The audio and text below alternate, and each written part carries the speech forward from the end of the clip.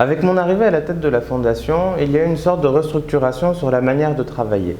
Donc dorénavant, en fait, chaque année, nous aurons vraiment une thématique prioritaire sur laquelle on travaille, mais qu'on ne va pas abandonner évidemment l'année d'après et qu'on continuera, mais de manière... En fait, le paquet sera mis pendant une année sur un domaine spécifique. Cette année, le domaine spécifique, c'est l'artisanat et les métiers d'art. On travaille en partenariat, vraiment un très très beau partenariat avec l'ONAT, l'Office national de l'artisanat tunisien, et on est en train d'élaborer une cartographie de l'artisanat en Tunisie. C'est-à-dire qu'à la fin de l'année, ou plutôt au premier trimestre 2020, tout le monde aura accès à un site internet qui sera en fait une carte de la Tunisie sur laquelle on pourra cliquer et appliquer tous les filtres qu'on veut, par ville, par type de métier, par artisan, par ce qu'on a envie de chercher, on le trouvera en fait. Donc là en fait depuis septembre 2018, il y a une équipe de chercheurs qui a travaillé à élaborer une bibliographie de l'artisanat tunisien, chose qui n'avait pas été faite depuis les années 60 approximativement.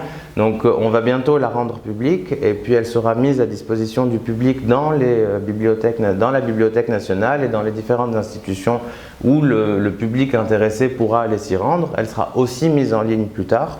Et aussi, par ailleurs, il y a toute une enquête de terrain qui est en train d'être faite depuis le mois d'avril 2019 et qui en est à 25% et qui va couvrir l'ensemble du territoire tunisien pour justement voir quel est l'état des lieux aujourd'hui de l'artisanat. Quelles sont les filières fortes, quelles sont les filières un peu plus faibles, comment aider, référencer tout ça et le tout, encore une fois, sous la tutelle et avec le partenariat de l'ONAT parce que tout ça, pour nous, encore une fois, pour la Fondation, avant tout, c'est d'accompagner à la préservation du patrimoine national, matériel ou immatériel. Voilà.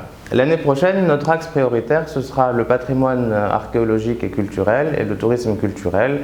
Et je suis certain que je pourrai revenir vous en parler plus en détail à ce moment-là.